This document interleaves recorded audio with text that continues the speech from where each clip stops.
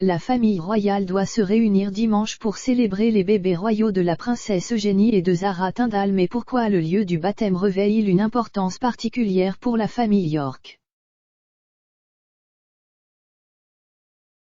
Un baptême royal réunira plusieurs membres de la famille royale ce week-end alors que la firme célèbre 2 des 4 bébés royaux nés cette année. 2021 a été une année exceptionnelle pour les nouveaux arrivants dans la famille royale avec 2 bébés garçons et 2 bébés filles accueillis dans les girons de la famille la plus renommée de Grande-Bretagne.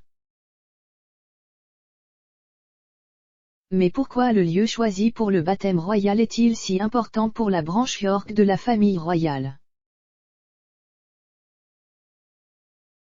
Le double baptême royal des fils de la princesse Eugénie et de Zara Tindall aura lieu dimanche 21 novembre. La cérémonie conjointe sera tenue par la princesse Eugénie et Zara Tindall. La reine devrait être présente, aux côtés d'autres membres de la famille royale tels que le prince Charles, le prince William et Kate, duchesse de Cambridge. La princesse Eugénie et son mari Jack Brooksbank ont accueilli leur fils Auguste en février. Le fils de Zara et Mike Tindall, Lucas Philippe, est né en mars. La cérémonie de baptême d'Au Brooksbank devait initialement avoir lieu en juillet mais a dû être reportée en raison de Covid. Par conséquent, les 2 cousins royaux ont décidé d'entreprendre une cérémonie de baptême royal commune. La reine a été forcée de se retirer de l'événement du dimanche du souvenir la semaine dernière en raison d'une entorse au dos. Cependant, selon des sources, elle souhaite assister à la cérémonie dimanche. Le baptême aura lieu à la chapelle All Saints dans le Berkshire et la reine sera probablement présente si ses conseillers médicaux sont d'accord. La cérémonie sera dirigée par le chanoine Martin Paul, qui est aumônier de Great Windsor Park. Ce lieu ne sera pas seulement important pour Zara et Eugénie, en tant que lieu de baptême de leurs enfants. Mais c'est aussi là que la princesse Béatrice de York a choqué tout le monde en le choisissant comme lieu de son mariage. Elle a épousé Eduardo Mappelli Mossi l'année dernière lors d'une petite cérémonie après que le couple eût été contraint de retarder leurs plans initiaux, en raison de Covid. L'église est située sur le terrain du Royal Lodge à Windsor, où la famille York vit depuis plusieurs années.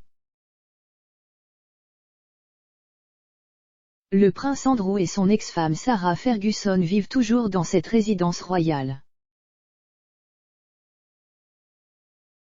La chapelle de la Toussaint est également réputée pour être le lieu de culte de l'arrière-arrière-arrière-arrière-arrière-grand-mère de la princesse Eugénie et de Zara Tindall. La chapelle a été construite dans les années 1820 sur ordre du roi George IV qui a fait du Royal Lodge voisin une résidence de prédilection.